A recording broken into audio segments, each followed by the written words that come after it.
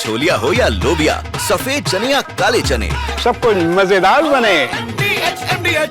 सरल पटेल जी, क्या आपको भी लगता है कि ये डबल स्टैंडर्ड है अमेरिका का, जो एक बार फिर खुलकर सामने आया है?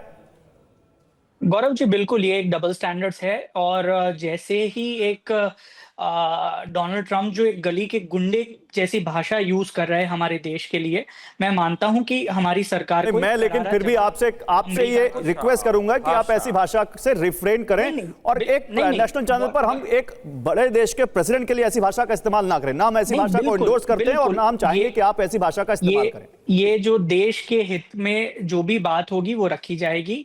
तो ये बात सही है कि जो भाषा का प्रयोग राष्ट्रपति ट्रंप हमारे देश के लिए कर रहे हैं वो बेहद ही निंदनीय है और उसको उसी भाषा में जवाब देना चाहिए। लेकिन हमें ये भी समझना होगा कि हम इस स्थिति पर कैसे आ गए। तो 2000 मनोज झा जी ने बहुत अच्छे से कहा कि हम एक ऐसे लौते देश है जो जापान से भी रिश्ते रखता है, चीन से भी रखता है, इजराइल से भी रखता है, ईरान से भी रखता है। तो एक स्ट्रेटेजिक ऑटोनॉमी हमारी फॉरेन पॉलिसी का एक कॉर्नरस्टोन रही थी। चाहे वो हमने नॉन अलाइन मूवमेंट का हम फाउंडर रहे हैं, हमने कभी किसी भी सुपर पावर से अलाइन नहीं किया है, हमने किसी भी एक्सिस की तरफ टिल्ट नहीं किया है। लेकिन आज जो हम स्थिति में आए हैं वो केवल इसीलिए आए हैं कि धीरे धीरे 2014 में जब ये एक सरकार चेंज हुई, धीरे धीरे विदेश नीति एक पीआर टूल का माध्यम बन गई, डोमेस्टिक पीआर का माध्यम बन गई। इसके चलते ये हुआ है कि जहां विश्व में भारत का पताका लहराना चाहिए था, वहां पूरा हमारा फोकस ये था कि मोदी जी का डंका कैसे बजे। हम जहां प्रधानमंत्री मोदी जाते हम सुनते कि वो ब्रिटेन चले गए। नहीं तो आप क्या चाहते हैं, क्या करना चाहिए भारत को ऐसी स्थिति में? भारत ने जो जवाब दिया, क्या आप उससे संतुष्ट नहीं है? गौरव जी 2 मिनट, आप मुझे 1 मिनट का वक्त दे दीजिए अनइंटरप्टेड, जल्दी कंप्लीट कीजिए। क्योंकि मोदी जी का डंका बजाना था, इसीलिए भारत का नुकसान हो रहा है। भारत का पताका फहराना ये हमारी प्रायोरिटी होनी चाहिए थी, बिल्कुल होनी चाहिए। जहां तक भारत का जवाब है, मैं मानता हूं कि जैसे स्ट्रांगली ब्राजील के प्रेसिडेंट लूला ने एक स्टेटमेंट दिया है कि हम राष्ट्रपति ट्रंप से कोई बात नहीं करेंगे, तो ऐसे ही जब आज ये एक्सपेक्टेड है कि 2 बजे वो कोई टैरिफ लगाने वाले हैं, उससे मैं एक्सपेक्ट करूंगा, पूरा देश एक्सपेक्ट करेगा कि प्रधानमंत्री मोदी एक करारा जवाब राष्ट्रपति। नहीं तो आपको क्या लगता है, भारत ने जो जवाब दिया, जो एमईए का जो रिस्पांस है जिसमें वो और अभी तक भारत ने रूस से तेल खरीदना बंद किया हो ऐसा कोई ऑफिशियल सरकार की तरफ से कोई स्टेटमेंट भी नहीं है। तो भारत ने ना तो रूस से तेल खरीदना बंद किया है और ना भारत ट्रंप की शर्तों के आगे झुक रहा है। तो क्या आप इतने जवाब से संतुष्ट नहीं है? गौरव जी, आप एक माइक्रोस्कोप से इसको देख रहे हैं, बकायदा जरूरत है कि हम इसको ईगल आई से देखें। हम ये देखें कि कैसे 2014 के बाद जो हमारी पॉलिसी टिल्ट हुई अमेरिका की तरफ, विच फोर्स्ड रशिया, हमारा ऑल वेदर अलाई हुआ करता था, लेकिन रशिया ने 70 साल में पहली बार 2016 में पाकिस्तान के साथ मिलिट्री एक्सरसाइज की, उनसे एक काउंटर टेररिज्म और डायलॉग सेट किया गया 2017 में। 2018 में कैसे Mi-35 अटैक हेलीकॉप्टर्स रशिया ने पाकिस्तान को बेचे।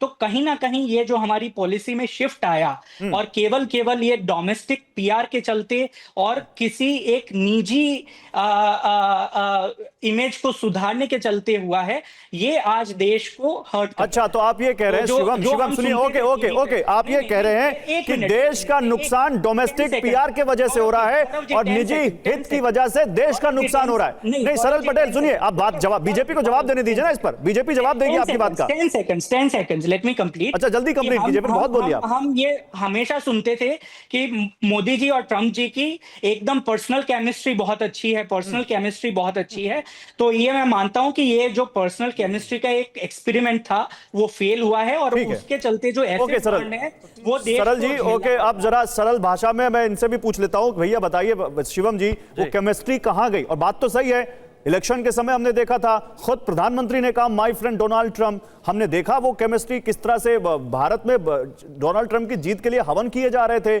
केमिस्ट्री तो थी और इसके अलावा वो लग रहा था कि डोनाल्ड ट्रंप आएंगे तो भारत और अमेरिका के रिश्ते एक नए पायदान पर जाएंगे, लेकिन यहां तो सब कुछ उल्टा दिख रहा है। और वो कह रहे हैं कि ये सब डोमेस्टिक पीआर के लिए किया गया था, वो कह रहे हैं कि ये सब किया गया था किसी निजी फायदे के लिए।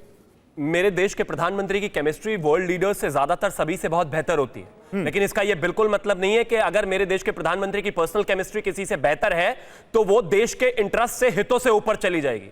होती थी कुछ पार्टियां और उनके प्रधानमंत्री जिनकी पर्सनल केमिस्ट्री जो है फलस्तीन से बहुत बेहतर होती थी, इसीलिए 30 साल तक इजराइल को हमेशा साइड में रखा। हमारे लिए पर्सनल केमिस्ट्री देश हित से ऊपर नहीं है। और इन्होंने कहा कि ये जो डोमेस्टिक पीआर है इसकी वजह से स्थितियां इतनी खराब नहीं तो हुई। पैलेस्टीन के प्रति अभी आपकी क्या वो है? आने तो दीजिए प्लीज। नहीं, पैलेस्टीन का आपने जिक्र किया, क्या पैलेस्टीन के प्रति आपने पॉलिसी बदल दी है? मैं क्या कह, लेकिन हम वहां पर एट द सेम टाइम हम उस पर बात नहीं कर रहे, लेकिन हम इजराइल से भी कोऑर्डिनेट कर रहे हैं और वहां पर भी बात कर रहे हैं और उनसे भी बायलैटरल टाइज भी चल रही है, ट्राइलैटरल टाइज भी चल रही है। आगे आता हूं। अब एक और चीज, इन्होंने कहा कि वो डोमेस्टिक पीआर की वजह से हमारी जो फॉरेन पॉलिसी है वो खराब हो गई।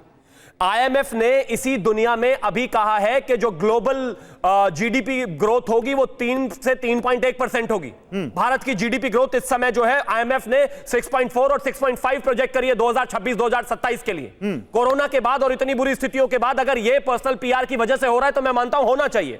स्मार्टफोन के मामले में हम यूनाइटेड स्टेट्स को एक्सपोर्ट करने वाले दुनिया के दूसरे सबसे बड़े देश, नंबर 1 सबसे बड़े देश बने। इससे पहले 60% फोन्स जो चाइना में असेंबल्ड होते थे वो यूनाइटेड स्टेट्स को एक्सपोर्ट होते थे, अब हिंदुस्तान करता है 44%। इसके अलावा अगर खासतौर में बात करूं तो रिटेल इन्फ्लेशन जो है पिछले 6 महीनों का सबसे कम इस समय है। फिर भी अगर हम एक्सपोर्ट की बात करें तो वो 5.9% की स्पीड से लगातार बढ़ रहा है। फॉरेन रेमिटेंसेस जो है 135.5 बिलियन के हिसाब से बढ़ रही है। आंकड़े जो आप दे रहे हैं पब्लिक डोमेन में, नहीं सवाल 59.2% जुलाई से आगे बढ़ रहा है। आप जो थोड़ा समय देना, आप बोलिए, आप ही को बोलना है, आप ही से सवाल है, आप ही से अगर सवाल आप है। लगातार बोलते रहेंगे मैं लगातार नहीं बोल रहा हूं। आप एक काम करिए, आप 30 सेकंड, आप 1 मिनट बोलिए, लेकिन उसके बाद मुझे मौका दीजिए। आप ही को बोलना है, लेकिन मुद्दा सुनिए। आप जो आंकड़े दे रहे हैं ये पब्लिक डोमेन में है और ऐसा हुआ है। मैं तो ये पूछ रहा हूं, इन सब के बावजूद डोनाल्ड ट्रंप या अमेरिका भारत से दूर क्यों जाता हुआ दिख रहा है?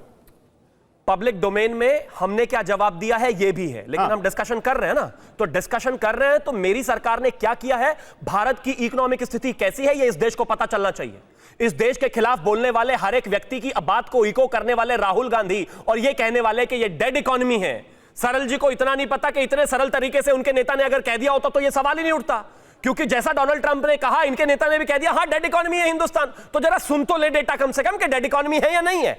इसके अलावा अगर मैं बात करूं तो जितने भी चीजें हैं, जन औषधि केंद्र पर हमने 38,000। एक मिनट सरल भाई, एक मिनट कंप्लीट कर लें दीजिए। Thank you.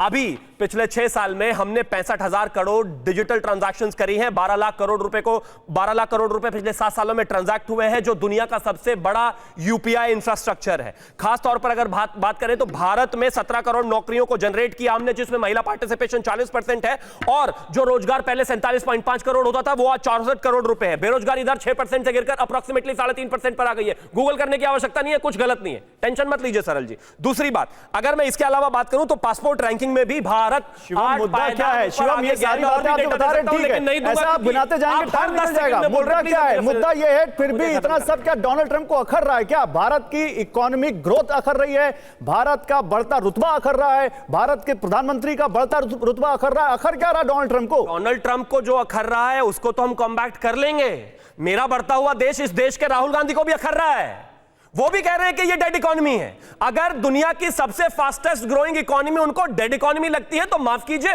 मुझे लग रहा है डोनाल्ड ट्रंप से ज्यादा तो राहुल गांधी को। चलिए ठीक है, अब डेड इकोनॉमी की बात आई है, इसी बात की है। मैं डेड इकोनॉमी पर एक ग्राफिक दिखाता हूं। शिवम अभी हमारे तो 2 मेहमान और हैं। डेड इकोनॉमी की बात आई, फिनिश कर दूं अगर आप 10 सेकंड दे दीजिए। हां बोलिए। एक और चीज कहना चाहता हूं कि खास तौर पर जो डोनाल्ड ट्रंप की आप बात कर रहे हैं, मई 2024 में यूएस एम्बेसडर ने खुद कहा था that India buying Russian oil, said that India bought Russian oil because the US wanted somebody to buy it. He added there was no price cap violation. खुद उनके एम्बेसडर कह रहे थे 2024 में। और मैं मानता हूं कि जिस तरीके से इंटरनेशनल दुनिया बदली है, चीजें बदली हैं और चीजें डाइवर्ट हुई हैं, ऑयल डाइवर्ट हुआ है, उसकी वजह से हिंदुस्तान के 140 करोड़ लोगों को हित को साधने के लिए, अगर हमें एनर्जी को साधने के लिए अगर हमें कहीं पर भी ट्रेड करने की आवश्यकता है वो हम करेंगे। और मिनिस्ट्री ऑफ एक्सटर्नल, अच्छा डेड इकोनॉमी की बात आई है के लेटर ने सब कुछ क्लियर कर दिया और यह हमारा जवाब है डोनाल्ड ट्रंप, उनकी सरकार और हमारे देश में जो हमारे देश को गिरते हुए देखना चाहते हैं उनके लिए भी।